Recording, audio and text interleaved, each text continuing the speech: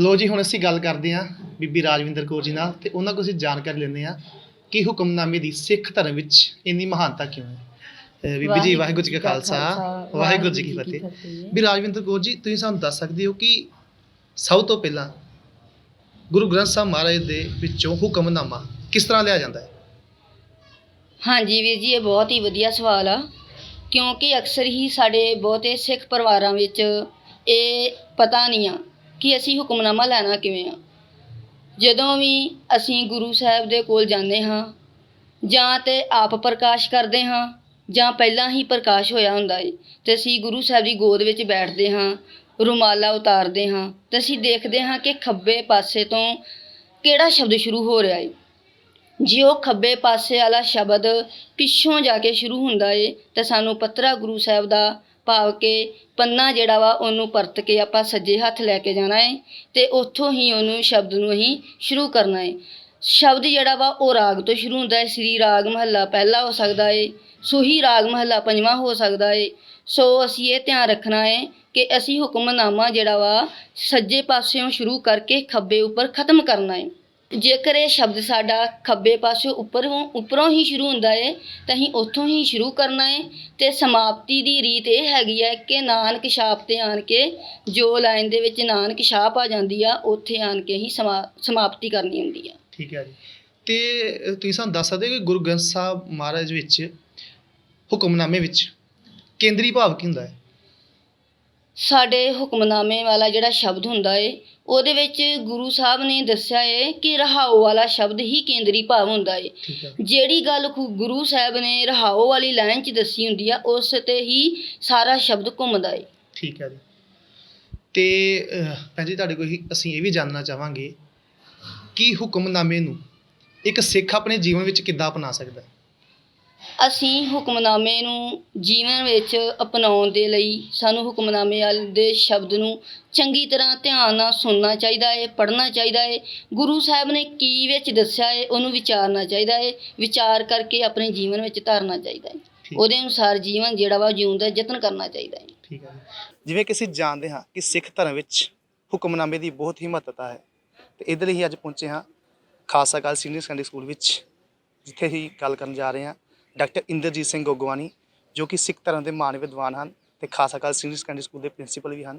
ਇਹਨਾਂ ਵੱਲੋਂ 25 ਸਿੱਖ ਇਤਿਹਾਸ ਦੀਆਂ ਅਤੇ ਫਿਲੋਸਫੀ ਦੀਆਂ ਕਿਤਾਬਾਂ ਲਿਖੀਆਂ ਗਈਆਂ ਹਨ, ਜੋ ਕਿ ਦੇਸ਼ਾਂ ਵਿਦੇਸ਼ਾਂ ਵਿੱਚ ਪੜ੍ਹਾਈਆਂ ਜਾ ਰਹੀਆਂ ਹਨ। ਅਤੇ ਆਓ ਅਸੀਂ ਉਹਨਾਂ ਕੋਲ ਜਾਣਕਾਰੀ ਲੈਂਦੇ ਹਾਂ ਕਿ ਹੁਕਮਨਾਮੇ ਦੀ ਸਿੱਖ ਧਰਮ ਵਿੱਚ ਕੀ ਮਹਾਨਤਾ ਹੈ। ਸਭ ਤੋਂ ਪਹਿਲਾਂ ਵੀਰ ਜੀ, ਵਾਹਿਗੁਰੂ ਜੀ ਕਾ ਖਾਲਸਾ, ਵਾਹਿਗੁਰੂ ਜੀ ਕੀ ਫਤਿਹ। ਵਾਹਿਗੁਰੂ ਜੀ ਕੀ ਫਤਿਹ। ਸਿੱਖ ਧਰਮ ਵਿੱਚ ਹੁਕਮਨਾਮੇ ਦੀ ਕੀ ਮਹਾਨਤਾ ਹੈ? ਦੇਖੋ, ਇਹ ਜਿਹੜਾ ਵਿਸ਼ਾ ਹੈ ਨਾ, ਮੁੱਖ ਵਾਕ ਜਾਂ ਹੁਕਮਨਾਮਾ, ਹਾਂਜੀ, ਇਹ ਸਾਡੀ ਗੁਰੂ ਕਾਲ ਤੋਂ ਮਰਜ਼ਾਦਾ ਹੈ। ਜਦ ਗੁਰੂ ਗ੍ਰੰਥ ਸਾਹਿਬ ਮਹਾਰਾਜ ਜੀ ਦਾ ਸੰਕਲਨ ਸੰਪਾਦਨ ਹੋਇਆ, ਪਹਿਲਾ ਪ੍ਰਕਾਸ਼ ਸੱਚਖੰਡ ਸ੍ਰੀ ਹਰਿਮੰਦਰ ਸਾਹਿਬ ਵਿਖੇ ਪੰਚਮ ਪਾਤਸ਼ਾਹ ਜੀ ਨੇ ਕੀਤਾ। ਬਾਬਾ ਬੁੱਢਾ ਜੀ ਪਹਿਲੇ ਮੁੱਖ ਗ੍ਰੰਥੀ। ਸਾਡੇ ਇਤਿਹਾਸ ਵਿੱਚ ਆਉਂਦਾ ਕਿ ਪੰਚਮ ਪਾਤਸ਼ਾਹ ਜੀ ਨੇ ਬਚਨ ਕੀਤੇ, ਬੁੱਢਾ ਸਾਹਿਬ ਅਬ ਖੋਲ੍ਹੋ ਗ੍ਰੰਥ, ਲਿਹੋ ਆਵਾਜ਼ ਸੁਣੇ ਸਭ ਪੰਥ। ਬਾਬਾ ਬੁੱਢਾ ਜੀ ਨੇ ਹੁਕਮਨਾਮਾ ਮੁੱਖ ਵਾਕ ਲਿਆ, ਸੂਹੀ ਮਹੱਲਾ ਪੰਜਵਾਂ, ਸੰਤਾਂ ਕੇ ਕਾਰਜ ਆਪ ਖਲੋਇਆ, ਹਰ ਕੰਮ ਕਰਾਵਣ ਆਇਆ ਰਾਮ। ਇਹ ਸਾਡੇ ਮਹਾਨ ਇਤਿਹਾਸਿਕ ਹਵਾਲੇ ਨੇ। ਇਹ ਮਰਜ਼ਾਦਾ ਜਿਹੜੀ ਹੈ ਇਹ ਸਤਿਗੁਰਾਂ ਨੇ ਸਥਾਪਿਤ ਕੀਤੀ ਹੈ ਕਿ ਜਦੋਂ ਗੁਰੂ ਦਾ ਸਿੱਖ ਜਿਹੜਾ ਹੈ ਉਹ ਗੁਰੂ ਦੀ ਹਜ਼ੂਰੀ ਵਿੱਚ ਹਾਜ਼ਰ ਹੁੰਦਾ ਹੈ, ਤਾਂ ਕਿਉਂਕਿ ਸਾਡਾ ਸ਼ਬਦ ਗੁਰੂ ਸੁਰਤ ਧੁਨ ਚੇਲਾ, ਗੁਰੂ ਨਾਨਕ ਪਾਤਸ਼ਾਹ ਮਹਾਰਾਜ ਜੀ ਦੇ ਹੁਕਮ ਨੇ, ਬਚਨ ਨੇ, ਅਤੇ ਅਸੀਂ ਗੁਰੂ ਗ੍ਰੰਥ ਸਾਹਿਬ ਮਹਾਰਾਜ ਸਾਡੇ ਜੁਗ ਜੁਗ ਅਟਲ ਗੁਰੂ ਨੇ। ਤਾਂ ਸਿੱਖ ਇੱਕ ਭਾਵਨਾ ਲੈ ਕੇ, ਜਾਂ ਕੋਈ ਵੀ ਸਾਡਾ ਗੁਰਮਤਿ ਸਮਾਗਮ ਹੋਵੇ, ਚਾਹੇ ਖੁਸ਼ੀ ਦਾ ਹੋਵੇ, ਗਮੀ ਦਾ ਹੋਵੇ, ਧਾਰਮਿਕ ਸਮਾਗਮ ਹੋਣ, ਕਿਸੇ ਵੀ ਰੂਪ ਵਿੱਚ ਹੋਵੇ, ਜਿਹੜੀ ਸੰਗਤ ਦੀ ਇੱਕ ਭਾਵਨਾ ਹੁੰਦੀ ਹੈ। ਅਤੇ ਸਿੱਖ ਜਿਹੜਾ ਹੈ ਗੁਰੂ ਅੱਗੇ ਅਰਦਾਸ ਕਰਕੇ ਹੁਕਮਨਾਮਾ ਲੈਂਦਾ ਹੈ। ਘਰਾਂ ਵਿੱਚ ਵੀ ਪ੍ਰਕਾਸ਼ ਹੈ ਬਹੁਤ ਸਾਰੇ ਗੁਰਮੁਖ ਪ੍ਰੇਮੀਆਂ ਦੇ, ਦੇਸ਼ ਵਿਦੇਸ਼ ਦੇ ਵਿੱਚ, ਅਤੇ ਉਹ ਹੁਕਮਨਾਮਾ ਸਾਡੇ ਨਾਲ ਇੱਕ ਉਹ ਮਹਾਨਤਾ ਰੱਖਦਾ ਕਿ ਇੱਕ ਸਾਡੀ ਰੂਹਾਨੀ ਸੰਤੁਸ਼ਟੀ ਹੈ ਕਿ ਸਾਡੇ ਗੁਰੂ ਨੇ ਸਾਨੂੰ ਇਹ ਹੁਕਮ ਕੀਤਾ। ਇਹ ਹੁਕਮ ਦੇ ਵਿੱਚ ਜੋ ਸਿੱਖਿਆ ਹੈ, ਜੋ ਫਲਸਫਾ ਹੈ, ਜੋ ਸੰਦੇਸ਼ ਹੈ, ਜੋ ਆਦੇਸ਼ ਹੈ, ਅਸੀਂ ਕੀ ਕਰਨਾ ਕੀ ਨਹੀਂ ਕਰਨਾ, ਉਹ ਸਾਨੂੰ ਸ਼ਬਦ ਰਾਹੀਂ ਗੁਰੂ ਵੱਲੋਂ ਹੁਕਮ ਸਦੀਵ ਕਾਲ ਬਸ ਸਾਨੂੰ ਪ੍ਰੇਰਿਤ ਕਰਦੇ ਰਹਿਣਗੇ। ਸਿੱਖ ਸੁਣਦੇ ਰਹਿਣਗੇ। ਤਾਂ ਇਹ ਹੁਕਮਨਾਮਾ ਸਾਡੇ ਲਈ ਵਿਸ਼ੇਸ਼ ਅਹਿਮੀਅਤ, ਬਹੁਤ ਵੱਡੀ ਅਹਿਮੀਅਤ ਰੱਖਦਾ ਕਿ ਸਾਡੇ ਗੁਰੂ ਨੇ ਸਾਨੂੰ ਕੀ ਹੁਕਮ ਦਿੱਤਾ। ਵੀਰ ਜੀ ਤੁਸੀਂ ਆਪਣੇ ਜੀਵਨ ਵਿੱਚ ਹੁਕਮਨਾਮੇ ਦੀ ਵਰਤੋਂ ਕਿਸ ਤਰ੍ਹਾਂ ਕਰਦੇ ਹੋ? ਦੇਖੋ ਸਾਡੀ ਵੀ ਘਾੜਤ ਕਿਉਂਕਿ ਸਿੱਖ ਪਰਿਵਾਰਾਂ ਦੀ ਹੈ, ਤਾਂ ਅਸੀਂ ਵੀ ਜਿੱਥੇ ਜਦੋਂ ਇੱਕ ਤਾਂ ਰੋਜ਼ਾਨਾ ਹਰਿਮੰਦਰ ਸਾਹਿਬ ਤੋਂ ਸਵੇਰੇ ਜਦੋਂ ਸਿੰਘ ਸਾਹਿਬ ਜੀ ਹੁਕਮਨਾਮਾ ਲੈਂਦੇ ਆ ਤੇ ਸਾਡੇ ਵੀ ਸਮੁੱਚੇ ਪਰਿਵਾਰ ਵਿੱਚ ਉਹਨੂੰ ਸਰਵਣ ਕੀਤਾ ਜਾਂਦਾ ਹੈ। ਹੋਰ ਵੀ ਘਰਾਂ 'ਚ ਅਖੰਡ ਪਾਠ ਸਾਹਿਬ ਹੁੰਦੇ ਨੇ ਹਾਂਜੀ ਜਾਂ ਸਮਾਗਮ ਹੁੰਦੇ ਨੇ, ਤਾਂ ਮੈਂ ਸਮਝਦਾ ਕਿ ਅਸੀਂ ਇੱਕ ਭਾਗਾਂ ਵਾਲੇ ਲੋਕ ਹਾਂ ਕਿ ਜਿਨ੍ਹਾਂ ਨੂੰ ਸਾਨੂੰ ਸਰਵਣ ਕਰਨ ਵਾਸਤੇ ਜਿਹੜੀ ਇਲਾਹੀ ਬਾਣੀ ਦੇ ਹੁਕਮ ਜੋ ਸਤਿਗੁਰਾਂ ਨੇ ਸਾਨੂੰ ਦਿੱਤੇ ਨੇ। ਜਿਵੇਂ ਪ੍ਰੋਫੈਸਰ ਸਾਹਿਬ ਸਿੰਘ ਕਹਿੰਦੇ ਹੁੰਦੇ ਸਨ ਵੀ ਗ੍ਰੰਥੀ ਸਿੰਘ ਵੀ ਇੱਕ ਮਾਧਮ ਹੁੰਦਾ ਤੇ ਇਹ ਹੁਕਮ ਗੁਰੂ ਦਾ ਅਟੱਲ ਹੈ। ਬਿਲਕੁਲ ਜੀ ਬਿਲਕੁਲ। ਤੇ ਇਹਦੇ ਤੇ ਜਿਹੜਾ ਸਿੱਖ ਨੇ ਪਹਿਰਾ ਦੇਣਾ, ਸਿੱਖ ਦਾ ਮੰਨਣਾ, ਸਿੱਖ ਦਾ ਪ੍ਰਵਾਨ ਕਰਨਾ ਤੇ ਆਪਣੇ ਜੀਵਨ ਵਿੱਚ ਢਾਲਣਾ, ਇਹ ਉਹਦੀਆਂ ਰਹਿਮਤਾਂ ਨੇ। ਵੀਰ ਜੀ ਤੁਹਾਡੇ ਕੋਈ ਵੀ ਜਾਨਣਾ ਚਾਹਾਂਗੇ ਕਿ ਸਾਰੇ ਹੁਕਮਨਾਮੇ ਵਿੱਚ ਕੋਈ ਕੇਂਦਰੀ ਸੰਦੇਸ਼ ਹੁੰਦਾ ਹੈ? ਬਿਲਕੁਲ। ਇੱਕ ਤੇ ਕਿਉਂਕਿ ਗੁਰਬਾਣੀ ਦੀ ਜਿਸ ਤਰ੍ਹਾਂ ਦੀ ਕਹ ਲਓ ਰਚਨ ਕਾਲ ਤੋਂ ਲੈ ਕੇ ਸਾਡੇ ਵਿਦਿਆਰਥੀਆਂ ਨੂੰ ਜਾਂ ਸੰਗਤਾਂ ਨੂੰ ਦੱਸਿਆ ਜਾਂਦਾ ਹੈ ਕਿ ਰਹਾਉ ਦੇ ਵਿੱਚ ਕੇਂਦਰੀ ਭਾਵ ਹੁੰਦਾ ਸ਼ਬਦ ਦਾ, ਤੇ ਉਹਨੂੰ ਫਿਰ ਅੱਗੇ ਐਕਸਪਲੇਨ ਕਰਦਿਆਂ ਸਮੁੱਚੇ ਸ਼ਬਦ ਦਾ ਵਜੂਦ ਹੁੰਦਾ। ਇਸ ਲਈ ਇਹਦੀ ਤਾਂ ਹਰ ਪੰਕਤੀ ਜਿਹੜੀ ਹੈ ਗੁਰਬਾਣੀ ਦੀ ਹੈ ਉਹ ਸਿੱਖੀ ਜੀਵਨ ਜਾਚ, ਸਿੱਖੀ ਜੀਵਨ ਜਿਉਣ ਦੀ ਪ੍ਰੇਰਕ ਸ਼ਕਤੀ ਹੈ। ਇਸ ਕਰਕੇ ਇਹ ਇਲਾਹੀ ਬਾਣੀ ਹੈ, ਖਸਮ ਕੀ ਬਾਣੀ ਹੈ, ਧੁਰ ਕੀ ਬਾਣੀ ਹੈ। ਇਹਦਾ ਕੋਈ ਵੀ ਸ਼ਬਦ ਅੱਖਰ ਹਰ ਇੱਕ ਦੇ ਵਿੱਚ ਕੋਈ ਰਮਜ਼ ਹੈ ਤੇ ਹਰ ਇੱਕ ਦੇ ਵਿੱਚ ਇੱਕ ਸੰਦੇਸ਼ ਹੈ। ਇਸ ਲਈ ਜਿਹੜਾ ਹਰ ਸਿੱਖ ਹੈ, ਵੈਸੇ ਤਾਂ ਗੈਰ ਸਿੱਖ ਵੀ ਬਹੁਤ ਵੱਡੇ ਰੂਪ ਵਿੱਚ ਧਾਰਮਿਕ ਸਥਾਨਾਂ ਤੇ ਆਉਂਦੇ ਆ, ਪਰ ਕਿਉਂਕਿ ਸਿੱਖ ਦੀ ਤਾਂ ਸਿੱਧੀ ਭਾਵਕ ਅਟੈਚਮੈਂਟ ਹੁੰਦੀ ਹੈ। ਭਾਵੇਂ ਬਹੁਤ ਹੋਰ ਪਰਿਵਾਰ ਗੈਰ ਸਿੱਖ ਲੋਕ ਵੀ ਤਾਂ ਸਰਵਣ ਕਰਦੇ ਨੇ, ਸੁਣਦੇ ਨੇ, ਉਹਨਾਂ ਨੂੰ ਬਾਣੀ ਵੀ ਕੰਠ ਹੈ, ਯਾਦ ਵੀ ਕਰਦੇ ਨੇ। ਬਹੁਤ ਸਾਰੇ ਕੀਰਤਨੀ ਜਥੇ ਵੀ ਨੇ ਜਿਹੜੇ ਗੈਰ ਸਿੱਖ ਪਰਿਵਾਰਾਂ 'ਚੋਂ ਆਏ ਨੇ। ਮੈਂ ਸਮਝਦਾ ਵੀ ਇਹ ਵੀ ਗੁਰੂ ਦੀ ਰਹਿਮਤ ਹੈ ਕਿ ਇਹ ਸਾਰਾ ਅਵਾਮ ਜਿਹੜਾ ਇਹ ਸ਼ਬਦ ਦੇ ਨਾਲ ਜੁੜਿਆ ਹੋਇਆ, ਕਿਉਂਕਿ ਸ਼ਬਦ ਸ਼ਕਤੀ ਵੀ ਹੈ, ਸ਼ਬਦ ਗੁਰੂ ਹੈ, ਸ਼ਬਦ ਰੂਹਾਨੀ ਪ੍ਰਕਾਸ਼ ਹੈ, ਸ਼ਬਦ ਸਦੀਵ ਕਾਲ ਗਿਆਨ ਦਾ ਸੋਮਾ ਹੈ, ਸ਼ਬਦ ਹੀ ਸਾਡਾ ਭਰੋਸਾ ਹੈ। ਸ਼ਬਦ ਇੱਕ ਉਹ ਵਜੂਦ ਰੱਖਦਾ ਜੇ ਨਾ ਜਲ ਨਹੀਂ ਡੁੱਬੈ ਤਸਕਰ ਨਹੀਂ ਲੇਵੈ, ਭਾਏ ਨਾ ਸਾਕੈ ਜਾਲੇ, ਗੁਰ ਕਾ ਬਚਨ ਵਸੇ ਜੀ ਨਾਲੇ। ਇਹ ਜਿਹੜੇ ਗੁਰੂ ਦੇ ਬਚਨ ਹੈ, ਨਾ ਇਹਨਾਂ ਨੂੰ ਕਿਸੇ ਅੱਗ ਨੇ ਸਾੜਨਾ, ਨਾ ਇਹਨੂੰ ਕਿਸੇ ਪਾਣੀ ਨੇ ਡੋਬਣਾ। ਤੁਸੀਂ ਇਹ ਲੋਕ ਪਰਲੋਕ ਦੇ ਸਾਡੇ ਰਾਖੇ ਨੇ। ਇਸ ਲਈ ਸਾਡੇ ਇੱਕ ਪ੍ਰਚਲਿਤ ਮੁਹਾਵਰਾ ਹੈ ਕਿ ਬਾਣੀ ਕੰਠ ਸਦਾ ਬੈਕੁੰਠ। ਜਿਹਦੇ ਹਿਰਦੇ 'ਚ ਬਾਣੀ ਦਾ ਵਸ ਹੈ ਉਹ ਸਦੀਵ ਕਾਲ ਸਵਰਗਾਂ ਦਾ ਵਾਸੀ ਹੈ। ਹਾਂਜੀ ਵੀਰ ਜੀ, ਤੁਸੀਂ ਗੁਰੂ ਗ੍ਰੰਥ ਸਾਹਿਬ ਮਹਾਰਾਜ ਦੇ ਕੁਝ ਅੰਗ, ਦਸਮ ਗ੍ਰੰਥ ਦੇ ਕੁਝ ਅੰਗ ਤੁਸੀਂ ਯਾਦ ਕੀਤੇ ਹੋਏ ਨੇ? ਦੇਖੋ ਮੈਂ ਜਦੋਂ ਤੋਂ 82-83 ਤੋਂ ਮਹਾਰਾਜ ਨੇ ਰਹਿਮਤ ਕੀਤੀ ਹੈ, ਮੈਂ ਜੁੜਿਆ ਹੋਇਆ। ਸਹਿਜ ਪਾਠ ਵੀ ਕੀਤੇ, ਅਖੰਡ ਪਾਠ ਸਾਹਿਬ ਵੀ ਕੀਤੇ। ਮੈਂ ਕੀਰਤਨ ਦਾ ਵਿਦਿਆਰਥੀ ਵੀ ਹਾਂ, ਵਿਦੇਸ਼ਾਂ 'ਚ ਮੈਂ ਸਿਖਾਉਂਦਾ ਵੀ ਰਿਹਾ। ਇਸ ਕਰਕੇ ਜਿੰਨੀ ਕੁ ਰਹਿਮਤ ਸਤਿਗੁਰੂ ਦੀ, ਮੈਨੂੰ ਨਿਤਨੇਮ ਦੀਆਂ ਸਾਰੀਆਂ ਬਾਣੀਆਂ ਕੰਠ ਨੇ। ਬੇਅੰਤ ਸ਼ਬਦ ਜਿਹੜੇ ਹੈ ਉਹ ਜ਼ੁਬਾਨੀ ਕੰਠ ਨੇ। ਤਾਂ ਇਸ ਕਰਕੇ ਹਾਲੇ ਵੀ ਮੈਂ ਇੱਕ ਵਿਦਿਆਰਥੀ ਬਣ ਕੇ ਹੀ ਜਿਹੜਾ ਕੰਮ ਕਰਦਾ ਹਮੇਸ਼ਾ। ਮੈਨੂੰ ਪਤਾ ਹੈ ਕਿ ਸਿੱਖ ਦਾ ਵਿਦਿਆਰਥੀ ਰਹਿਣਾ ਹੀ ਉਹਦੇ ਵਾਸਤੇ ਭਲਾ ਹੁੰਦਾ। ਤਾਂ ਇਸ ਕਰਕੇ ਇਹ ਤਕਰੀਬਨ ਮੈਂ ਆਪਣੀ ਜਿਉਂ ਸੁਰਤ ਸਾਂਭੀ ਹੈ। ਜਪਜੀ ਸਾਹਿਬ ਤਾਂ ਮੈਨੂੰ 10ਵੀਂ ਜਮਾਤ 'ਚ ਪੜ੍ਹਦੇ ਨੂੰ ਯਾਦ ਸੀਗਾ। ਸਾਡੇ ਇੱਕ ਗ੍ਰੰਥੀ ਸਿੰਘ ਹੁੰਦੇ ਸੀ, ਉਹਨਾਂ ਸੰਥਿਆ ਕਰਾਈ ਸੀ। ਤਾਂ ਉਦੋਂ ਗੁਰਦੁਆਰਾ ਸਾਹਿਬ ਅਸੀਂ ਪੜ੍ਹਨ ਵਾਸਤੇ ਵੀ ਜਾਣਾ, ਜਿਹੜਾ ਨਿਤਨੇਮ ਦਾ ਸਵੇਰੇ ਸਵੇਰੇ।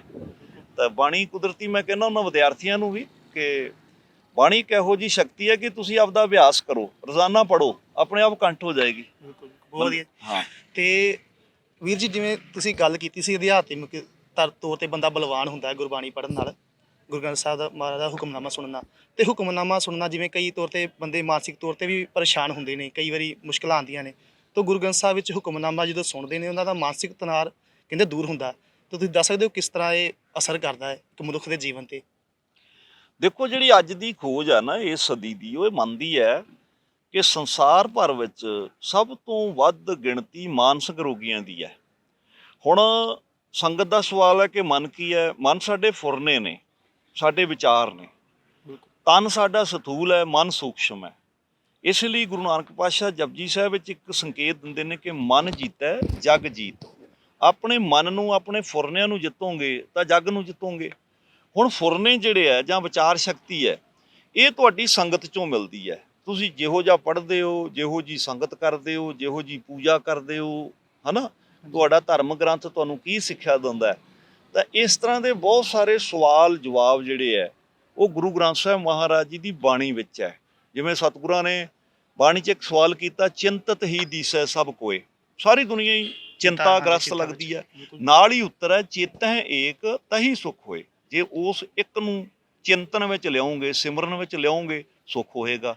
ਇਸ ਲਈ ਜਿਹੜੀਆਂ ਮਨ ਦੀਆਂ ਤਰੰਗਾਂ ਨੇ, ਮਨ ਡਰਦਾ ਵੀ ਹੈ, ਅਨੇਕ ਕਾਰਨਾਂ ਕਰਕੇ ਡਰਦਾ ਹੈ। ਕੁਝ ਉਹਦੇ ਸਮਾਜਿਕ ਡਰ ਹੁੰਦੇ ਨੇ, ਕੁਝ ਉਹਦੇ ਸੱਭਿਆਚਾਰਕ ਹੁੰਦੇ ਨੇ, ਕੁਝ ਉਹਦੇ ਖੁਦ ਫੁਰਨੇ ਹੁੰਦੇ ਨੇ, ਕੁਝ ਹਨੇਰਿਆਂ ਦੇ ਡਰ ਹੁੰਦੇ ਨੇ। ਤਾਂ ਇਸ ਕਰਕੇ ਜਿਹੜਾ ਬੰਦਾ ਵਿਚਾਰ ਸ਼ਕਤੀ ਕਰਕੇ ਡਰਦਾ, ਜਦ ਉਹਦੀ ਵਿਚਾਰ ਸ਼ਕਤੀ ਤਕੜੇ ਹੋਏਗੀ ਤੇ ਡਰ ਮੁਕਤ ਹੋਏਗਾ। ਜਿਹੜਾ ਰਹਿ ਰਸ ਵਿੱਚ ਸ਼ਬਦ ਆਉਂਦਾ ਨਾ, ਜਿਨ ਨਿਰਭਉ ਜਿਨ ਹਰ ਨਿਰਭਉ ਧਿਆਇਆ ਜੀ ਤਿਨ ਕਾ ਭਉ ਸਭ ਗਵਾਸੀ। ਉਹਦਾ ਕਾਰਨ ਹੈ ਵੀ ਜੇ ਤੁਸੀਂ ਡਰ ਰਹਿਤ ਅਕਾਲ ਪੁਰਖ ਨੂੰ ਸਿਮਰਦੇ ਹੋ ਤੇ ਡਰ ਤਾਂ ਦੂਰ ਹੋਣਗੇ। ਨਿਰਭਉ ਜਪੈ ਸਗਲ ਭਉ ਮਿਟੈ। ਡਰ ਰਹਿਤ ਨੂੰ ਜਪੋਗੇ, ਡਰ ਸਾਰੇ ਦੂਰ ਹੋਣਗੇ। ਕੀ ਤੁਸੀਂ ਸਮਝਦੇ ਹੋ ਕਿ ਹੁਕਮਨਾਮੇ ਦੇ ਜਿਹੜਾ ਸੰਦੇਸ਼ ਹੈ ਉਹਦੇ ਸਿੱਖ ਤੋਂ ਲਾਭ ਉਠਾਉਂਦੇ ਨੇ, ਕੋਈ ਗੈਰ ਸਿੱਖ ਵੀ ਇਸ ਦਾ ਲਾਭ ਉਠਾ ਸਕਦਾ? ਦੇਖੋ, ਇਹ ਤਾਂ ਕੁਦਰਤ ਦਾ ਨਿਯਮ ਆ ਵੀ ਜੇ ਮਿਸ਼ਰੀ ਮਿੱਠੀ ਹੈ ਤੇ ਉਹ ਹਰ ਧਰਮ ਵਾਲੇ ਬੰਦੇ ਵਾਸਤੇ, ਹਰ ਇਨਸਾਨ ਵਾਸਤੇ ਹੀ ਮਿੱਠੀ ਹੈ। ਇਸ ਲਈ ਜਿਹੜੀ ਇਹ ਇਲਾਹੀ ਬਾਣੀ ਆ, ਤੁਰਕੀ ਬਾਣੀ, ਅਕਾਲੀ ਬਾਣੀ ਹੈ, ਇਹਦਾ ਇੱਥੇ ਬੜੇ ਬੜੇ ਅੱਛੇ ਮੁਸਲਮਾਨ ਸਕਾਲਰ ਵੀ ਹੋਏ ਨੇ ਜਿਨ੍ਹਾਂ ਨੇ ਜਪਜੀ ਸਾਹਿਬ ਤੇ ਕੰਮ ਕੀਤਾ, ਔਰ ਬੜੇ ਬੜੇ ਗੈਰ ਸਿੱਖ ਪਰਿਵਾਰਾਂ 'ਚ ਹੋਏ ਨੇ ਜਿਨ੍ਹਾਂ ਗੁਰਬਾਣੀ ਤੇ ਕੰਮ ਕੀਤਾ, ਸਿੱਖ ਇਤਿਹਾਸ ਤੇ ਕੰਮ ਕੀਤਾ। ਇਹਦਾ ਮਤਲਬ ਇਹ ਜਿਹੜਾ ਰਸ ਹੈ, ਇਹ ਰਸ ਸਾਰਿਆਂ ਵਾਸਤੇ ਹੈ। ਕਿਉਂਕਿ ਸਤਿਗੁਰਾਂ ਦੀ ਦ੍ਰਿਸ਼ਟੀ ਵਿੱਚ ਤੇ ਜਿਹੜਾ ਖੱਤਰੀ ਬ੍ਰਾਹਮਣ ਸੂਦ ਵੈਸ਼ ਉਪਦੇਸ਼ ਚੌਂ ਵਰਨਾਂ ਕੋ ਸਾਂਝਾ, ਇਹ ਤੇ ਹਰ ਵਰਨ ਵਾਸਤੇ ਹੈ। ਇਸ ਲਈ ਮੈਂ ਸਮਝਦਾ ਕਿ ਚਾਹੇ ਹਰਿਮੰਦਰ ਸਾਹਿਬ ਦੇ 4 ਦਰਵਾਜ਼ੇ ਨੇ ਤੇ ਚਾਹੇ ਸਤਿਗੁਰਾਂ ਦੀ ਇਹ ਇਲਾਹੀ ਬਾਣੀ ਹੈ, ਇਹ ਸਮੁੱਚੀ ਮਾਨਵਤਾ ਵਾਸਤੇ ਹੈ। ਸਮੁੱਚੀ ਮਾਨਵਤਾ ਜੇ ਗਾਏਗੀ ਨਾ, ਸਭਨਾ ਜੀਆਂ ਕਾ ਇੱਕ ਦਾਤਾ ਸੋ ਮੈਂ ਮਿਸਰ ਨਾ ਜਾਈ। ਰੱਬ ਨੂੰ ਭਾਵੇਂ ਅੱਲਾ ਕਹੋ, ਗੋਡ ਕਹੋ, ਈਸ਼ਵਰ ਕਹੋ, ਵਾਹਿਗੁਰੂ ਕਹੋ, ਪਰਮਾਤਮਾ ਕਹੋ, ਬੀਠਲ ਕਹੋ, ਚਾਹੇ ਸ਼ਿਵ ਕਹੋ, ਹਰੀ ਕਹੋ ਜਾਂ ਭਗਉਤੀ ਕਹੋ, ਰੱਬ ਦੇ ਸਮਰਥ ਕੋਸ਼ ਵਿੱਚ 172 ਨਾਮ ਨੇ। ਠੀਕ ਹੈ ਜੀ। 172 ਨਾਵਾਂ 'ਚੋਂ ਕਿਸੇ ਨਾਲ ਵੀ ਤੁਸੀਂ ਰਾਜ ਯਾਦ ਕਰਦੇ ਹੋ ਤੇ ਕਰਦੇ ਹੋ ਉਸ ਸ਼ਕਤੀ ਨੂੰ। ਤੇ ਜੇ ਸ਼ਕਤੀ ਇੱਕ ਹੈ, ਸਭਨਾ ਜੀਆਂ ਕਾ ਦਾਤਾ ਇੱਕ ਹੈ, ਤਾਂ ਮੇਰਾ ਖਿਆਲ ਫਿਰ ਕਿਸੇ ਵੀ ਮਜ਼ਹਬ ਦਾ ਬੰਦਾ ਹੋਵੇ, ਕਿਸੇ ਵੀ ਰੰਗ ਰੂਪ ਦਾ ਹੋਵੇ, ਕਿਸੇ ਦੇਸ਼ ਦਾ ਹੋਵੇ, ਤਾਂ ਉਹ ਸਾਰੇ ਹੀ ਲਾਹਾ ਮਿਲੇਗਾ, ਸਾਰਿਆਂ ਨੂੰ ਰੂਹਾਨੀ ਸੁੱਖ ਪ੍ਰਾਪਤ ਹੋਏਗਾ। ਤੇ ਇਸ ਲਈ ਸਤਿਗੁਰਾਂ ਦੀ ਦ੍ਰਿਸ਼ਟੀ ਵਿੱਚ ਤੇ ਸਤਿਗੁਰਾਂ ਦੇ ਜੀਵਨ ਵਿੱਚ ਤਾਂ ਸਮੁੱਚੀ ਮਾਨਵਤਾ ਸਤਿਗੁਰਾਂ ਦਾ ਪਰਿਵਾਰ ਹੈ। ਚਾਹੇ ਉਹ ਪਹਿਲੇ ਜਾਮੇ 'ਚ ਭਾਈ ਮਰਦਾਨਾ ਜੀ ਬੈਠੇ ਨੇ, ਉਹ ਇਸਲਾਮ ਮੁਸਲਮਾਨ ਧਰਮ ਨਾਲ ਸੰਬੰਧਿਤ ਨੇ, ਚਾਹੇ 10ਵੇਂ ਪਾਤਸ਼ਾਹ ਦੇ ਦਰਬਾਰ ਵਿੱਚ ਕਵੀ ਨੰਦ ਲਾਲ ਬੈਠੇ ਨੇ, ਉਹ ਬ੍ਰਾਹਮਣ ਨੇ, ਚਾਹੇ ਉਹ ਪੀਰ ਬੁੱਧੂ ਸ਼ਾਹ ਜੀ ਬੈਠੇ ਨੇ, ਚਾਹੇ ਨਬੀ ਖਾਂ ਗਨੀ ਖਾਂ ਜੀ ਨੇ, ਚਾਹੇ ਕਿਸੇ ਵੀ ਮੱਤ ਦਾ ਬੰਦਾ ਆਇਆ। ਤਾਂ ਮੇਰਾ ਖਿਆਲ ਇਸ ਤਰ੍ਹਾਂ ਦੀਆਂ ਬੜੀਆਂ ਹੀ ਘਟਨਾਵਾਂ ਇਤਿਹਾਸ ਵਿੱਚ ਹੈਗੀਆਂ, ਜਦੋਂ ਕਿਸੇ ਨੇ ਸਖੀ ਸਰਵਰਾਂ ਨੂੰ ਛੱਡ ਕੇ ਸਿੱਖੀ ਪ੍ਰਵਾਨ ਕੀਤੀ ਹੈ, ਕਿਸੇ ਨੇ ਕਬਰਾਂ ਛੱਡ ਕੇ ਸਿੱਖੀ ਪ੍ਰਵਾਨ ਕੀਤੀ, ਕਿਸੇ ਨੇ ਕਿਹਾ ਵੀ ਇੱਥੋਂ ਬੜਾ ਰਸ ਆਇਆ। ਉਹ ਜਿਹੜਾ ਰਸ ਹੈ ਜਿਹਨੂੰ ਆਇਆ, ਉਹਨੇ ਫਿਰ ਗੁਰੂ ਦਾ ਪੱਲਾ ਫੜ ਲਿਆ। ਇਸ ਲਈ ਇਹ ਗੁਰੂ ਦਾ ਤਾਂ ਉਪਦੇਸ਼ ਸਮੁੱਚੀ ਮਨੁੱਖਤਾ ਵਾਸਤੇ ਹੈ, ਵਿਸ਼ਵ ਵਾਸਤੇ ਹੈ। ਜਦੋਂ ਸਤਿਗੁਰੂ ਜਿਹੜਾ ਬਿਆਨ ਵੀ ਕਰਦੇ ਨੇ ਕਿ ਹਿੰਦੂ ਤੁਰਕ ਕੋ ਰਾਫਜ਼ੀ ਇਮਾਮ ਸਾਫੀ ਮਾਨਸ ਕੀ ਜਾਤ ਸਭ ਏਕੇ ਪਹਿਚਾਨ ਲੋ। ਇਸ ਲਈ ਗੁਰੂ ਦੇ ਦ੍ਰਿਸ਼ਟੀ ਵਿੱਚ ਮਨੁੱਖ ਕੇਵਲ ਮਨੁੱਖ ਹੈ, ਉਹ ਕਿਸੇ ਵੀ ਰੂਪ ਰੰਗ ਦਾ, ਕਿਸੇ ਵੀ ਭਾਸ਼ਾ ਦਾ ਹੋਵੇ। ਸਤਿਗੁਰਾਂ ਨੇ ਸਮੁੱਚੀ ਮਾਨਵਤਾ ਨੂੰ ਪਿਆਰ ਕਰਨਾ ਸਿਖਾਇਆ। ਮੇਰੇ ਖਿਆਲ ਸਭ ਤੋਂ ਵੱਡਾ ਸੰਦੇਸ਼ ਸਤਿਗੁਰਾਂ ਦੀ ਬਾਣੀ ਦਾ ਤੇ 10 ਪਾਤਸ਼ਾਹੀਆਂ ਦੇ ਜੀਵਨ ਇਤਿਹਾਸ ਦਾ ਇਹੋ ਸੰਦੇਸ਼ ਜਿਹੜਾ 10ਵੀਂ ਬਾਣੀ ਵਿੱਚ ਸਤਿਗੁਰਾਂ ਨੇ ਵਾਰ-ਵਾਰ ਜਿਹੜਾ ਇਹ ਸਮਾਜ ਨੂੰ ਦ੍ਰਿੜ ਕਰਵਾਇਆ ਹੈਗਾ ਕਿ ਤੁਸੀਂ ਸਾਰੇ ਇੱਕੋ, ਔਰ ਤੁਸੀਂ ਰਹਿਣਾ ਸਿੱਖੋ, ਜੀਣਾ ਸਿੱਖੋ। ਜਦੋਂ ਇਹ ਗੱਲ ਆ ਗਈ, ਮੈਂ ਇੱਕ ਗੱਲ ਕਰਕੇ ਸਮਾਪਤੀ ਕਰਦਾ। ਅਸੀਂ ਅਰਦਾਸ ਵਿੱਚ ਕਹਿੰਦੇ ਨਾਨਕ ਨਾਮ ਚੜ੍ਹਦੀ ਕਲਾ ਤੇਰੇ ਭਾਣੇ ਸਰਬੱਤ ਦਾ ਭਲਾ। ਮੈਂ ਕਹਿੰਦਾ ਉਹਨਾਂ ਸਰਬੱਤ ਦਾ ਭਲਾ ਮੰਗ ਹੀ ਹੋ ਸਕਦਾ ਜਿਹੜਾ ਚੜ੍ਹਦੀ ਕਲਾ ਵਾਲਾ ਹੋਵੇ, ਤੇ ਚੜ੍ਹਦੀ ਕਲਾ 'ਚ ਰਹਿ ਹੀ ਹੋ ਸਕਦਾ ਜਿਹੜਾ ਸਰਬੱਤ ਦਾ ਭਲਾ ਮੰਗਦਾ ਹੋਵੇ। ਕਿਉਂਕਿ ਸਰਬੱਤ, ਇਹ ਵੇਖੋ, ਇਹ ਹੈ ਲੋਕ ਸਾਹਿਤ ਹੈ। ਨਾਨਕ ਨਾਮ ਚੜ੍ਹਦੀ ਕਲਾ ਇਹ ਲੋਕ ਸਾਹਿਤ ਹੈ, ਮਤਲਬ ਸਿੱਖਾਂ ਨੇ ਪ੍ਰਵਾਨ ਕੀਤਾ, ਕਿਉਂਕਿ ਸਿੱਖ ਫਲਸਫੇ ਦਾ ਇਹ ਪ੍ਰਗਟ ਰੂਪ ਹੈ। ਇਸ ਲਈ ਸਿੱਖ ਤੇ ਹਮੇਸ਼ਾ ਸਰਬੱਤ ਦਾ ਭਲਾ ਮੰਗਦਾ। ਤੇ ਜਿਹੜੀ ਸਤਿਗੁਰਾਂ ਦੀ ਬਾਣੀ ਹੈ ਇਹ ਸਰਬੱਤ ਵਾਸਤੇ ਹੈ, ਤੇ ਚੜ੍ਹਦੀ ਕਲਾ 'ਚ ਰਹਿਣ ਦਾ ਰਾਜ ਹੀ ਹੈ ਕਿ ਸਮੁੱਚੀ ਮਨੁੱਖਤਾ ਨੂੰ ਪਿਆਰ। ਕੋਈ ਸਾਡੇ ਬਾਰੇ ਕੀ ਸੋਚਦਾ ਇਹ ਉਹਦੀ ਆਪਣੀ ਨਿੱਜੀ ਸੋਚ ਹੋਏਗੀ, ਪਰ ਸਿੱਖ ਹਮੇਸ਼ਾ ਪਿਛਲੇ ਸਮੇਂ ਤੋਂ ਦੇਖ ਲਿਆ, ਕਰੋਨਾ ਕਾਲ 'ਚ ਦੇਖ ਲਿਆ ਕਿ ਜਿਹੜਾ ਸਿੱਖ ਸਮਾਜ ਹੈ ਵਿਸ਼ਵ ਪੱਧਰ ਦੇ ਉੱਤੇ ਸਮੁੱਚੀ ਮਾਨਵਤਾ ਦੀ ਸੇਵਾ ਲਈ ਹਮੇਸ਼ਾ ਤਤਪਰ ਰਹਿੰਦਾ। ਇਹ ਸਤਿਗੁਰਾਂ ਦੀ ਬਖਸ਼ਿਸ਼ ਹੈ, ਇਹ ਸਤਿਗੁਰਾਂ ਦੀ ਰਹਿਮਤ ਹੈ, ਇਹ ਬਣੀ ਰਵੇ ਸਾਡੀ ਅਰਦਾਸ ਹੈ। ਲੋ ਜੀ ਅਸੀਂ ਗੱਲ ਕਰਦੇ ਹਾਂ ਸਰਦਾਰ ਹਰਜਿੰਦਰ ਸਿੰਘ ਰਜਾਦਾ ਜੀ ਨਾਲ ਤੇ ਉਹਨਾਂ ਕੋਲ ਹੀ ਜਾਣਕਾਰੀ ਲੈਂਦੇ ਹਾਂ ਕਿ ਹੁਕਮਨਾਮੇ ਦੀ ਸਿੱਖ ਧਰਮ ਵਿੱਚ ਕੀ ਮਾਨਤਾ ਹੈ। ਸਭ ਤੋਂ ਪਹਿਲਾਂ ਵੀਰ ਜੀ ਵਾਹਿਗੁਰੂ ਜੀ ਕਾ ਖਾਲਸਾ ਵਾਹਿਗੁਰੂ ਜੀ ਕੀ ਫਤਿਹ। ਵੀਰ ਜੀ ਰਜਿੰਦਰ ਵੀਰ ਜੀ, ਸਭ ਤੋਂ ਪਹਿਲਾਂ ਤੁਹਾਡੇ ਕੋਲ ਇਹ ਜਾਣਨਾ ਚਾਹਾਂਗੇ ਕਿ ਹੁਕਮਨਾਮਾ ਕਿਹਾ ਕਿਸ ਨੂੰ ਜਾਂਦਾ ਹੈ? ਵੀਰ ਜੀ, ਜਿਹੜਾ ਸ਼ਬਦ ਆਪ ਜੀ ਨੇ ਵਰਤਿਆ ਹੁਕਮਨਾਮਾ ਸਾਹਿਬ, ਹਾਂਜੀ ਜੇ ਇਹਨੂੰ ਥੋੜ੍ਹਾ ਜਿਹਾ ਬਰੀਕੀ ਨਾਲ ਦੇਖੀਏ ਤੇ ਹੁਕਮਨਾਮਾ ਜੋ ਹੁਕਮ ਹੁੰਦਾ, ਹੁਕਮ ਹਮੇਸ਼ਾ ਸੁਪਰੀਮ ਪਾਵਰ ਕਰਦੀ ਹੈ, ਜੋ ਵੱਡਾ ਹੁੰਦਾ ਜਿਹਦਾ ਹੁਕਮ ਚੱਲਦਾ। ਬਿਲਕੁਲ ਜੀ। ਸੋ ਗੁਰੂ ਕਾਲ ਦੇ ਸਮੇਂ ਤੋਂ ਜਿਹੜਾ ਗੁਰੂ ਸਾਹਿਬ ਜੀ ਦੇ ਮੁਖਾਰਬਿੰਦ ਤੋਂ ਸ਼ਬਦ ਨਿਕਲਦੇ ਸਨ ਸਿੱਖਾਂ ਵਾਸਤੇ ਜਾਂ ਹੁਕਮ ਹੁੰਦਾ ਸੀ, ਗੁਰੂ ਸਾਹਿਬ ਜੀ ਦੇ ਮੁਖਾਰਬਿੰਦ ਤੋਂ ਨਿਕਲੇ ਹੋਏ ਬਚਨਾਂ ਨੂੰ ਅਸੀਂ ਹੁਕਮ ਕਹਿੰਦੇ ਹੁੰਦੇ ਸਾਂ। ਅਤੇ ਉਸ ਹੁਕਮ ਨੂੰ ਜਦੋਂ ਗੁਰੂ ਸਾਹਿਬ ਜੀ ਲਿਖਤੀ ਰੂਪ ਦੇ ਵਿੱਚ ਕਿਸੇ ਸਿੱਖ ਸੰਗਤ ਨੂੰ ਨਵਾਜਦੇ ਸਨ ਜਾਂ ਕਿਸੇ ਨੂੰ ਮੈਸੇਜ ਭੇਜਦੇ ਸਨ, ਉਸ ਲਿਖਤੀ ਨਾਮੇ ਨੂੰ ਅਸੀਂ ਪਾਵਨ ਪਵਿੱਤਰ ਹੁਕਮਨਾਮੇ ਸਾਹਿਬ ਦੇ ਤੌਰ 'ਤੇ ਯਾਦ ਕਰਦੇ ਹਾਂ। ਸੋ ਉਹ ਰਾਏ ਬਗਾਏ ਇਤਿਹਾਸ 'ਚ ਇਹ ਵੀ ਗੱਲ ਆਉਂਦੀ ਹੈ ਕਿ ਗੁਰੂ ਸਾਹਿਬ ਜੀ ਜਿਹੜੇ ਬਚਨ ਕਰਦੇ ਸਨ, ਉਹਨਾਂ ਦੇ ਬਚਨਾਂ ਨੂੰ ਵੀ ਹੁਕਮਾਂ ਦੇ ਰੂਪ 'ਚ ਗੁਰਸਿੱਖਾਂ ਨੇ ਅੰਕਿਤ ਕੀਤਾ। ਕਹਿਣ ਦਾ ਭਾਵ ਗੁਰੂ ਸਾਹਿਬ ਜੀ ਦਾ ਫਰਮਾਨ, ਚਾਹੇ ਉਹ ਗੁਰੂ ਸਾਹਿਬ ਜੀ ਮੁਖਾਰਬਿੰਦ ਤੋਂ ਦੇ ਰਹੇ ਜਾਂ ਲਿਖਤੀ ਰੂਪ ਵਿੱਚ ਦੇ ਰਹੇ ਨੇ, ਉਸ ਨੂੰ ਹੁਕਮਨਾਮਾ ਕਿਹਾ ਜਾਂਦਾ। ਉਸ ਤੋਂ ਬਾਅਦ ਜਦੋਂ ਧੰਨ ਧੰਨ ਸਾਹਿਬ ਸ੍ਰੀ ਗੁਰੂ ਕਲਗੀਆਂ ਵਾਲੇ ਪਾਤਸ਼ਾਹ ਮਹਾਰਾਜ ਗੁਰੂ ਗੋਬਿੰਦ ਸਿੰਘ ਜੀ ਮਹਾਰਾਜ ਜੀ ਨੇ ਗੁਰੂ ਗ੍ਰੰਥ ਸਾਹਿਬ ਮਹਾਰਾਜ ਜੀ ਨੂੰ ਗੁਰਗੱਦੀ 'ਤੇ ਬਿਰਾਜਮਾਨ ਕੀਤਾ ਅਤੇ ਗੁਰੂ ਗ੍ਰੰਥ ਸਾਹਿਬ ਮਹਾਰਾਜ ਨੂੰ ਮੱਥਾ ਟੇਕ ਕੇ ਸਭ ਸਿੱਖਣ ਕੋ ਹੁਕਮ ਹੈ ਗੁਰੂ ਮਾਨਿਓ ਗ੍ਰੰਥ ਦਾ ਦਰਜਾ ਬਖਸ਼ਿਸ਼ ਕੀਤਾ। ਉਸ ਦਿਨ ਤੋਂ ਬਾਅਦ ਜਦੋਂ ਖਾਲਸਾ ਦੀਵਾਨ ਦੇ ਵਿੱਚ ਅਸੀਂ ਗੁਰੂ ਗ੍ਰੰਥ ਸਾਹਿਬ ਮਹਾਰਾਜ ਦੇ ਰੂਬਰੂ ਸੰਗਤੀ ਰੂਪ ਵਿੱਚ ਜਾਂ ਇੰਡੀਵਿਜੂਅਲ ਰੂਪ ਦੇ ਵਿੱਚ ਅਰਦਾਸ ਬੇਨਤੀ ਕਰਕੇ ਗੁਰੂ ਸਾਹਿਬ ਜੀ ਦਾ ਪਾਵਨ ਪਵਿੱਤਰ ਮੁੱਖ ਵਾਕ ਹਾਂਜੀ ਜਾਂ ਗੁਰੂ ਸਾਹਿਬ ਜੀ ਦਾ ਹੁਕਮ ਲੈਂਦੇ ਹਾਂ। ਹਾਂਜੀ। ਉਸ ਤੋਂ ਬਾਅਦ ਹੁਣ ਤੱਕ ਗੁਰੂ ਗ੍ਰੰਥ ਸਾਹਿਬ ਮਹਾਰਾਜ ਜੀ ਦੇ ਪਾਵਨ ਪਵਿੱਤਰ ਮੁੱਖ ਵਾਕ ਨੂੰ ਹੁਕਮਨਾਮੇ ਦੇ ਰੂਪ ਵਿੱਚ ਲਿਆ ਜਾਂਦਾ। ਪਰ ਇੱਥੇ ਮੈਂ ਇੱਕ ਬੇਨਤੀ ਹੋਰ ਕਰਦਾ, ਕਲਗੀਆਂ ਵਾਲੇ ਪਾਤਸ਼ਾਹ ਮਹਾਰਾਜ ਨੇ ਸਰੀਰ ਪੰਥ ਵਿੱਚ ਅਤੇ ਆਤਮਾ ਗ੍ਰੰਥ ਵਿੱਚ ਇਹ ਬਖਸ਼ਿਸ਼ ਕੀਤੀ ਸੀ।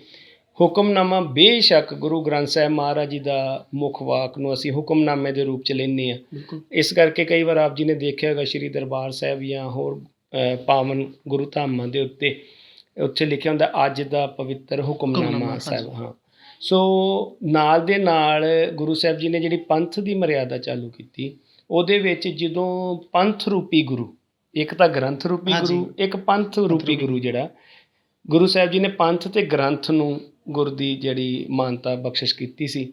ਸੋ ਹੁਣ ਪੰਥ ਰੂਪੀ ਗੁਰੂ ਜਦੋਂ ਆਪਣਾ ਗੁਰਮਤਾ ਕਰਦਾ, ਗੁਰਮਤਾ ਕਰਨ ਤੋਂ ਬਾਅਦ ਉਸ ਮਤੇ ਨੂੰ ਗੁਰਮਤੇ ਦੇ ਪ੍ਰਵਾਨਗੀ ਹੁੰਦੀ ਅਕਾਲ ਤਖਤ ਸਾਹਿਬ ਤੋਂ। ਠੀਕ ਹੈ ਜੀ। ਅਤੇ ਅਕਾਲ ਤਖਤ ਸਾਹਿਬ ਤੋਂ ਜਿਹੜਾ ਪੰਥ ਵੱਲੋਂ ਪ੍ਰਵਾਨਿਤ ਜਥੇਦਾਰ ਸਾਹਿਬ ਜਿਹੜੇ ਅਕਾਲ ਤਖਤ ਸਾਹਿਬ ਦੇ ਨੇ, ਉਹ ਉਸ ਹੁਕਮ ਨੂੰ ਪੜ੍ਹਦੇ ਨੇ। ਬਿਲਕੁਲ। ਅਤੇ ਸਿੱਖ ਸੰਗਤ ਨੂੰ ਸੁਣਾਉਂਦੇ, ਉਸ ਨੂੰ ਵੀ ਕਿਤੇ ਨਾ ਕਿਤੇ ਅਕਾਲ ਤਖਤ ਸਾਹਿਬ ਦੇ ਹੁਕਮਨਾਮੇ ਦੇ ਰੂਪ 'ਚ ਲਿਆ ਜਾਂਦਾ। ਠੀਕ ਹੈ। ਪਰ ਰੋਜ਼ਮਰਲਾ ਦੀ ਜ਼ਿੰਦਗੀ 'ਚ ਜਿਹੜਾ ਹੁਕਮਨਾਮਾ ਸ਼ਬਦ ਵਾ, ਉਹ ਧੰਨ ਧੰਨ ਸਾਹਿਬ ਸ੍ਰੀ ਗੁਰੂ ਗ੍ਰੰਥ ਸਾਹਿਬ ਮਹਾਰਾਜ ਜੀ ਦੇ ਪਾਵਨ ਪਵਿੱਤਰ ਫਰਮਾਨ ਨੂੰ ਹੁਕਮਨਾਮਾ ਸਾਹਿਬ ਕਿਹਾ ਜਾਂਦਾ ਜੀ। ਗੁਰੂ ਗ੍ਰੰਥ ਸਾਹਿਬ ਵਿੱਚ ਕਾਫੀ ਪੰਕਤੀਆਂ ਆਉਂਦੀਆਂ ਨੇ, ਕਾਫੀ ਹੁਕਮ ਹੁੰਦੇ ਨੇ, ਅਤੇ ਗੁਰੂ ਗ੍ਰੰਥ ਸਾਹਿਬ ਮਹਾਰਾਜ ਵਿੱਚ ਕਿਹੜੀ ਇਹੋ ਜਿਹੀ ਪੰਕਤੀ ਹੈ ਜਿਹੜੀ ਤੁਹਾਨੂੰ ਬਹੁਤ ਜ਼ਿਆਦਾ ਪ੍ਰਭਾਵਿਤ ਕਰਦੀ ਹੈ? ਅਸਲ ਵਿੱਚ ਵੀਰ ਜੀ, ਧੰਨ ਧੰਨ ਸਾਹਿਬ ਸ੍ਰੀ ਗੁਰੂ ਗ੍ਰੰਥ ਸਾਹਿਬ ਮਹਾਰਾਜ ਦੀ ਸਾਰੀ ਬਾਣੀ ਆਦਿ ਤੋਂ ਮੱਧ ਅਤੇ ਮੱਧ ਤੋਂ ਸੰਪੂਰਨ ਤੱਕ ਸਾਰੀ ਬਾਣੀ ਹੀ ਪ੍ਰਭਾਵਿਤ ਕਰਦੀ ਹੈ। ਪਰ ਇੱਥੇ ਮੈਂ ਇੱਕ ਬੇਨਤੀ ਆਪ ਜੀ ਨੂੰ ਦੱਸ ਦਿੰਦਾ, ਜਦੋਂ ਵੀ ਗੁਰੂ ਸਾਹਿਬ ਜੀ ਆਪਣੇ ਪਿਆਰਿਆਂ ਦੀ ਖੇਡ ਜਾਂ ਅਵਸਥਾ ਜੋ ਬਣਾਉਂਦੇ ਨੇ, ਤੁਸੀਂ ਕਈ ਵਾਰ ਖਿਆਲ ਕਰਿਓ, ਕਈ ਵਾਰ ਕੋਈ ਪਾਵਨ ਪਵਿੱਤਰ ਸ਼ਬਦ ਜਿਹੜਾ ਹੈ ਨਾ ਕੀਰਤਨ ਰੂਪ 'ਚ ਜਾਂ ਉਸ ਤਰ੍ਹਾਂ, ਤੁਹਾਡਾ ਬਾਰ-ਬਾਰ ਸੁਣਨ ਨੂੰ ਦਿਲ ਕਰੂਗਾ। ਬਿਲਕੁਲ ਜੀ, ਬਿਲਕੁਲ। ਜਦੋਂ ਅਸੀਂ ਕੀਰਤਨ ਸੁਣਦੇ, ਵਾਕਈ ਤੁਹਾਡੀ ਗੱਲ ਬਿਲਕੁਲ ਸੱਚ ਹੈ ਜੀ, ਜਦੋਂ ਅਸੀਂ ਕੀਰਤਨ ਸੁਣਦੇ ਹਾਂ ਸਾਡਾ ਮਨ ਨਾ ਉਸ ਅਵਸਥਾ 'ਚ ਪਹੁੰਚ ਜਾਂਦਾ ਆ ਕਿ ਉਹ ਕੁਝ ਇਹੋ ਜਿਹਾ ਸ਼ਬਦ ਹੁੰਦਾ ਹੈ, ਬੰਦਾ ਨੂੰ ਲੱਗਦਾ ਕਿ ਇਹ ਸ਼ਾਇਦ ਇਹ ਸਾਡੇ ਨਾਲ ਹੀ ਹੋ ਰਿਹਾ, ਅਤੇ ਉਹ ਫਿਰ ਬਾਰ-ਬਾਰ ਵਾਕਈ ਤੁਹਾਡੀ ਗੱਲ ਉਸਨੂੰ ਤੁਸੀਂ ਨਾ ਰੀਪਲੇ ਕਰੋਗੇ ਘੜੀ, ਤੁਹਾਨੂੰ ਸੁਣ ਕੇ ਅੰਦਰੋਂ ਰਸ ਖੇੜ ਆਊਗਾ, ਤੁਸੀਂ ਮਗਨ ਹੋ ਜਾਓਗੇ, ਉਹਦੇ ਨਾਲ ਤੁਸੀਂ ਉਚਾਰਨ ਕਰੋਗੇ, ਤੁਹਾਡਾ ਦਿਲ ਕਰੇਗਾ ਮੈਨੂੰ ਹੁਣ ਕੋਈ ਨਾ ਬੁਲਾਵੇ, ਗੱਲ ਨਾ ਕਰੇ, ਮੈਂ ਇਹ ਮੰਨਣਾ ਚਾਹੁੰਦਾ। ਇਹ ਕਿਉਂ ਹੁੰਦਾ? ਕਿਉਂਕਿ ਕਿਤੇ ਨਾ ਕਿਤੇ ਉਹ ਅੰਦਰ ਦੀ ਜਿਹੜੀ ਅਵਸਥਾ ਜਾਂ ਸ਼ੌਅ ਹੈ ਨਾ, ਉਸ ਵੇਲੇ ਗੁਰੂ ਸਾਹਿਬ ਉਸ ਲੈਵਲ 'ਤੇ ਲੈ ਆਉਂਦੇ ਨੇ, ਅਤੇ ਉਹ ਅਵਸਥਾ ਦੀ ਅੰਦਰ ਦੀ ਜਿਹੜੀ ਬਹਿਬਲਤਾ ਹੈ ਨਾ, ਉਹ ਬਹਿਬਲਤਾ ਨੂੰ ਸ਼ਬਦ ਉਸ ਸ਼ਬਦ ਵਿੱਚੋਂ ਮਿਲ ਜਾਂਦੇ ਨੇ। ਠੀਕ ਹੈ। ਉਹਦਾ ਸ਼ਬਦ 'ਚ ਉਹ ਗੱਲਾਂ ਉਜਾਗਰ ਨਹੀਂ ਹੋ ਸਕਦੀਆਂ ਗੱਲਾਂ ਵਿੱਚ। ਹਾਂਜੀ, ਗੱਲਾਂ 'ਚ ਨਹੀਂ। ਉਹ ਫਿਰ ਉਹ ਜਿਹੜੀ ਅੰਦਰ ਦੀ ਅਵਸਥਾ ਅਤੇ ਉਸ ਸ਼ਬਦ ਦਾ ਜਿਹੜਾ ਫਰਮਾਨ ਆ, ਜਦੋਂ ਮੈਚ ਹੁੰਦਾ ਉਦੋਂ ਫਿਰ ਰਸ ਆਉਂਦਾ। ਸਾਰੀ ਬਾਣੀ ਰਸ ਵਾਲੀ ਹੈ। ਸਾਰਾ ਗੁਰੂ ਸਾਹਿਬ ਜੀ ਦਾ ਜਿਹੜਾ ਸ਼ਬਦ ਹੈ ਉਹ ਹੁਕਮ ਰੂਪ 'ਚ ਇੱਕ ਰਸ ਵਰਤ ਰਿਹਾ। ਪਰ ਜਿੱਥੇ ਤੁਸੀਂ ਮੇਰੀ ਹਾਂ, ਗੱਲ ਕਰਦੇ ਜੇ, ਤੁਹਾਡਾ ਖਾਸ ਇੰਡੀਵਿਜੂਅਲੀ ਗੱਲ ਕਰਦੇ ਜੇ, ਤੇ ਸਾਰੀ ਬਾਣੀ ਸਤਿਕਾਰਤ ਹੈ, ਸਾਰੀ ਬਾਣੀ ਰਸ ਦਿੰਦੀ ਹੈ।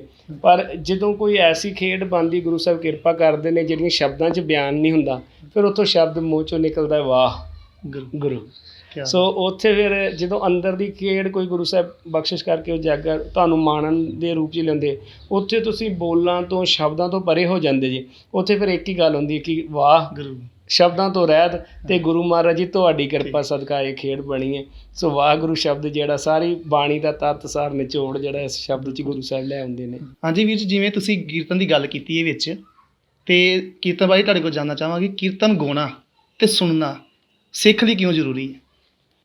ਕੀਰਤਨ ਦੇ ਵਿੱਚ ਕੀ ਹੁੰਦਾ ਕਿ ਸਰੋਤ ਦੇ ਨਾਲ ਨਾਲ ਸਾਨੂੰ ਰਸ ਵੀ ਮਿਲਦਾ। ਬਿਲਕੁਲ ਅਸੀਂ ਉਹਨਾਂ ਪੰਕਤੀਆਂ ਨੂੰ ਮਾਣਦੇ ਹਾਂ, ਬਿਲਕੁਲ। ਕਿਉਂਕਿ ਆਪ ਜੀ ਜਦੋਂ ਕੀਰਤਨ ਜਾਂ ਸੰਗੀਤ ਦੇ ਲੈਵਲ ਦੇ ਉੱਤੇ ਥੋੜ੍ਹੀ ਜਿਹੀ ਖੋਜ ਕਰੋਗੇ, ਤੁਹਾਨੂੰ ਪਤਾ ਲੱਗੂਗਾ ਕਿ ਸੰਗੀਤ ਦਾ ਆਪਣਾ ਪ੍ਰਭਾਵ ਹੁੰਦਾ ਵਾ ਮਨੁੱਖ ਦੇ ਮਨ ਦੇ ਉੱਤੇ। ਬਿਲਕੁਲ ਸੋ ਇਹ ਦੋਵਾਂ ਚੀਜ਼ਾਂ ਦਾ ਜਦੋਂ ਸੁਮੇਲ ਹੋ ਜਾਂਦਾ, ਜਦੋਂ ਕੀਰਤਨ ਰੂਪ ਦੇ ਵਿੱਚ ਸ਼ਬਦ ਗੁਰਬਾਣੀ ਸਾਡੇ ਮਨ 'ਤੇ ਪ੍ਰਭਾਵ ਪਾਉਂਦੀ, ਉੱਥੇ ਜਿੱਥੇ ਜਦੋਂ ਸਾਡੀ ਸਰੋਤ ਜਿਹੜੀ ਮਜ਼ਬੂਤ ਹੁੰਦੀ, ਉੱਥੇ ਮਨ ਇਕਾਗਰ ਹੁੰਦਾ।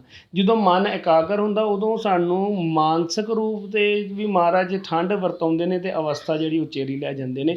ਸੋ ਬਹੁਤ ਵੱਡਾ ਯੋਗਦਾਨ ਹੈ ਸ਼ਬਦ ਦੇ ਨਾਲ ਜੁੜਨਾ, ਅਤੇ ਉਸ ਸ਼ਬਦ ਨੂੰ ਕੀਰਤਨ ਰੂਪ ਵਿੱਚ ਗਾਉਣਾ ਜਾਂ ਸੁਣਨਾ, ਤੇ ਜਾਂ ਦੋਵੇਂ ਹੀ ਕਰਨੇ ਤਾਂ ਦੋਨੋਂ ਹੀ ਚਾਹੀਦੇ ਆ। ਗਾਉਣ ਵਾਲੇ ਨੂੰ ਵੀ ਸੁਣਨਾ ਚਾਹੀਦਾ ਅਤੇ ਸੁਣਨ ਵਾਲੇ ਨੂੰ ਵੀ ਸੁਣਨਾ ਚਾਹੀਦਾ, ਤਾਂ ਕਿ ਆਨੰਦ ਮਾਣ ਸਕੀਏ ਅਸੀਂ ਉਸ ਅਵਸਥਾ ਦਾ। ਬਿਲਕੁਲ ਜੀ। ਹਾਂਜੀ ਗੁਰੂ ਗ੍ਰੰਥ ਸਾਹਿਬ ਜੀ ਮਹਾਰਾਜ ਹਾਂ ਦੀ ਗੁਰਬਾਣੀ ਹੈ, ਹਾਂਜੀ ਹਾਂਜੀ ਉਹ ਕਾਫੀ ਭਾਸ਼ਾਵਾਂ ਵਿੱਚ ਲਿਖੀ ਗਈ ਹੈ, ਹਾਂਜੀ ਹਾਂਜੀ। ਤੇ ਉਹਦੇ ਨਾਲ ਕੀਰਤਨ ਨੂੰ ਸਮਝਣ ਵਿੱਚ ਕੁਝ ਮੁਸ਼ਕਿਲ ਆਉਂਦੀ ਹੈ ਕਿ ਉਹਦਾ ਸਾਰ ਹੀ ਹੁੰਦਾ ਹੈ? ਇਹਦੇ ਵਿੱਚ ਨਾ ਵੀਰ ਜੀ ਵੇਖੋ, ਇਸ ਨੂੰ ਜਦੋਂ ਤੁਸੀਂ ਇਸ ਪ੍ਰਸ਼ਨ ਨੂੰ ਤੁਸੀਂ ਦੂਸਰੇ ਐਂਗਲ ਨਾਲ ਵੇਖੋਗੇ ਤਾਂ ਗੁਰੂ ਸਾਹਿਬ ਦੀ ਕਿੰਨੀ ਵਿਸ਼ਾਲਤਾ ਬਿਲਕੁਲ ਜੀ। ਆਉਂਦੀ ਹੈ। ਧੰਨ ਧੰਨ ਸਾਹਿਬ ਸ੍ਰੀ ਗੁਰੂ ਗ੍ਰੰਥ ਸਾਹਿਬ ਮਹਾਰਾਜ ਵਿੱਚ ਜਿਹੜਾ ਵਾਹਿਗੁਰੂ ਸ਼ਬਦ ਹੁੰਦਾ ਨਾ, ਉਹ ਗੁਰੂ ਸਾਹਿਬ ਵੱਲੋਂ ਕਿਤੇ ਅੰਕਿਤ ਨਹੀਂ ਕੀਤਾ ਗਿਆ। ਠੀਕ ਹੈ ਜੀ। ਪਹਿਲੇ ਪਾਤਸ਼ਾਹ ਤੋਂ ਪੰਜਵੇਂ ਪਾਤਸ਼ਾਹ ਮਹਾਰਾਜ ਜੀ ਦੀ ਬਾਣੀ ਹਾਂਜੀ ਤੇ ਨੌਵੇਂ ਪਾਤਸ਼ਾਹ ਮਹਾਰਾਜ ਜੀ ਦੀ ਬਾਣੀ ਦੇ ਵਿੱਚ ਕਿਤੇ ਵੀ ਵਾਹਿਗੁਰੂ ਸ਼ਬਦ ਅੰਕਿਤ ਨਹੀਂ ਹੈਗਾ। ਭੱਟਾਂ ਦੀ ਬਾਣੀ 'ਚ ਹੈਗਾ। ਪਹਿਲੀ ਬੇਨਤੀ ਮੈਂ ਕਰਾਂ, ਹਾਂਜੀ ਹੁਣ ਕਿਉਂ ਨਹੀਂ ਕੀਤਾ ਗਿਆ? ਜਦ ਕਿ ਭਾਈ ਗੁਰਦਾਸ ਜੀ ਹਵਾਲਾ ਦੇ ਰਹੇ ਨੇ, ਵਾਹਿਗੁਰੂ ਗੁਰਮੰਤਰ ਹੈ ਜਪ ਹੋਮੇ ਕੋਈ, ਪਰ ਗੁਰੂ ਸਾਹਿਬ ਨੇ ਅੰਕਿਤ ਨਹੀਂ ਕੀਤਾ। ਹਾਂਜੀ ਉਹਦਾ ਕਾਰਨ ਇਹ ਹੈ ਸਰਬਜੀਤ ਵੀਰ ਜੀ, ਜਿਹੜੀ ਗੱਲ ਅਸੀਂ ਅੱਗੇ ਵੀ ਕੀਤੀ, ਕਿ ਇਹ ਮਨੁੱਖਤਾ ਦਾ ਸੰਸਾਰ ਦਾ ਰਹਿਬਰ ਹੈ। ਧੰਨ ਧੰਨ ਸਾਹਿਬ ਸ੍ਰੀ ਗੁਰੂ ਗ੍ਰੰਥ ਸਾਹਿਬ ਮਹਾਰਾਜ। ਹਾਂਜੀ ਇੱਕ ਥਾਂ ਕਿਹਾ ਜਾਂਦਾ ਜੀ ਨਹੀਂ ਆਹ ਨਾਮ ਨਹੀਂ ਪ੍ਰਵਾਨ, ਇਹ ਤੇ ਮੰਨਣਾ ਹੀ ਨਹੀਂ, ਹਾਂਜੀ। ਆਹ ਨਾ ਉਚਾਰਨ ਕਰ। ਠੀਕ ਹੈ ਜੀ। ਤੂੰ ਰਹੀਮ ਨਹੀਂ ਕਹਿ ਸਕਦਾ, ਤੂੰ ਕਰੀਮ ਨਹੀਂ ਕਹਿ ਸਕਦਾ, ਤੂੰ ਰਾਮ ਕਹਿ।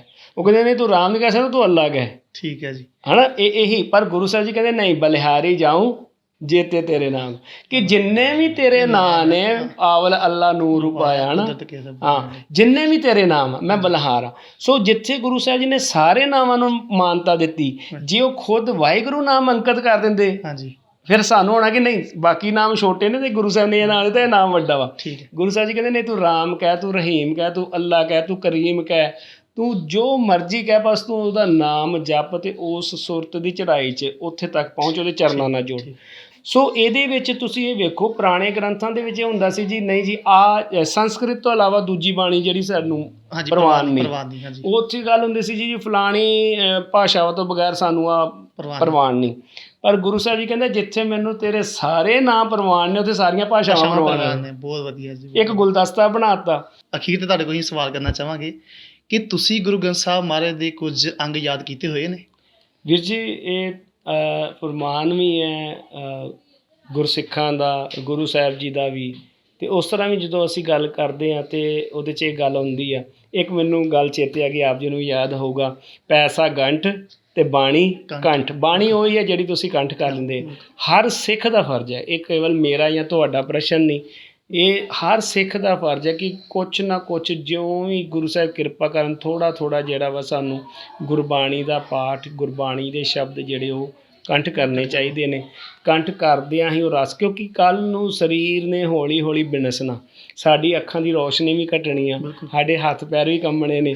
ਰੱਬ ਨਾ ਕਰੇ, ਗੁਰੂ ਸਾਹਿਬ ਆਪਣਾ ਮਿਹਰ ਭਰੇ ਹੱਥ ਰੱਖਣ, ਬਾਈ ਚਾਂਸ ਕੋਈ ਇਹੋ ਜਿਹਾ ਸਮਾਂ ਹੁੰਦਾ ਕਿ ਅਸੀਂ ਆਪਣੇ ਬੈੱਡ ਦੇ ਉੱਤੇ ਆ, ਸਰੀਰ ਥੋੜ੍ਹਾ ਜਿਹਾ ਚਲੋ ਢਿੱਲਾ ਹੋ ਜਾਂਦਾ, ਉਮਰ ਦੇ ਹਿਸਾਬ ਨਾਲ ਵੀ ਅਸੀਂ ਵਿੰਸਣ ਲੱਗਦੇ ਹਾਂ, ਤੇ ਉਸ ਵੇਲੇ ਜਿਹੜੀ ਬਾਣੀ ਕੰਠ ਵਾ ਉਹ ਸਹਾਈ ਹੋਊਗੀ।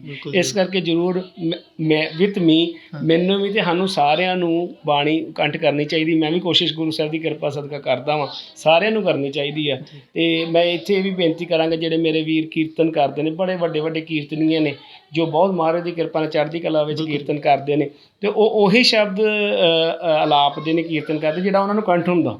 ਹਾਂਜੀ। ਤੇ ਉਹ ਫਿਰ ਖਤਾ ਵੀ ਨਹੀਂ ਖਾਂਦੇ। ਈਵਨ ਕਿ ਜਦੋਂ ਗੁਰੂ ਸਾਹਿਬ ਕਿਰਪਾ ਕਰਦੇ ਨੇ, ਬੰਗਲਾ ਸਾਹਿਬ ਸੇਵਾ ਲੱਗਦੀ ਹੈ ਤੇ ਉੱਥੇ ਲੜੀਵਾਰ ਕਥਾ ਦਾ ਸ਼ਬਦ ਹੁੰਦਾ ਜਿਹੜਾ, ਮੇਰੀ ਕੋਸ਼ਿਸ਼ ਇਹੀ ਹੁੰਦੀ ਆ ਕਿ ਉਸ ਸ਼ਬਦ ਨੂੰ ਗੁਰੂ ਸਾਹਿਬ ਕਿਰਪਾ ਕਰਨ ਕਿ ਕੰਠ ਕਰਵਾ ਦੇਣ, ਫਿਰ ਉੱਥੇ ਜਾ ਕੇ ਉਹਦੀ ਵਿਚਾਰ ਕੀਤੀ ਜਾਵੇ। ਕਿਉਂਕਿ ਬਾਈ ਚਾਂਸ ਤੁਸੀਂ ਲਾਈਵ ਬੈਠੇ ਜੇ ਤੇ ਉਹ ਕਿਸੇ ਕਾਰਨ ਕਰਕੇ ਉਹ ਅੰਗ ਇੱਧਰ ਜਾਂ ਇੱਧਰ ਹੋ ਜਾਂਦਾ ਜਾਂ ਕੋਈ ਹੋਰ ਕਾਰਨ ਬਣ ਜਾਂਦਾ ਵਾ, ਤਾਂ ਸਾਨੂੰ ਕੰਠ ਹੋਏਗਾ ਤੇ ਆਪਾਂ ਮੁਸ਼ਕਲ ਨਹੀਂ, ਆਈ ਸਾਈਡ ਵੀ ਅੱਗੇ ਨਾਲ ਹੁਣ ਘਟ ਰਹੀ ਆ, ਬਰਾਬਰ ਨਹੀਂ ਦਿਖ ਰਿਹਾ। ਜਦੋਂ ਉਹ ਸ਼ਬਦ ਕੰਠ ਹੋਏਗਾ ਤੇ ਮਹਾਰਾਜ ਲਾਜ ਰੱਖ ਲੈਂਦੇ ਨੇ, ਬਿਲਕੁਲ ਮੁਸ਼ਕਲ ਨਹੀਂ ਕੋਈ ਆਏਗੀ ਬੜੇ ਆਸਾਨੀ ਨਾਲ। ਚਲੋ ਇਸ ਕਰਕੇ ਥੋੜਾ ਥੋੜਾ ਕਰਕੇ ਸ਼ਬਦ ਅਸੀਂ ਜਿਹੜਾ ਉਹਨੂੰ ਲੈ ਸਕਦੇ ਹਾਂ, ਕੰਠ ਕਰ ਸਕਦੇ ਹਾਂ, ਬਾਣੀ ਨੂੰ ਕੰਠ ਕਰ ਸਕਦੇ ਹਾਂ। ਗੁਰੂ ਸਾਹਿਬ ਜੀ ਕਿਰਪਾ ਕਰਨ ਸਾਡੇ ਸਾਰਿਆਂ ਤੇ, ਸਾਨੂੰ ਜ਼ਰੂਰ ਕਰਨਾ ਚਾਹੀਦਾ। ਬਹੁਤ ਵਧੀਆ ਵੀਰ ਜੀ, ਬੜੀ ਖੁਸ਼ੀ ਤੁਹਾਡੇ ਨਾਲ ਗੱਲ ਕਰਕੇ। ਧੰਨਵਾਦ ਜੀ, ਬਹੁਤ ਬਹੁਤ ਧੰਨਵਾਦ ਜੀ। ਵਾਹਿਗੁਰੂ ਜੀ ਕਾ ਖਾਲਸਾ, ਵਾਹਿਗੁਰੂ ਜੀ ਕੀ ਫਤਿਹ ਜੀ।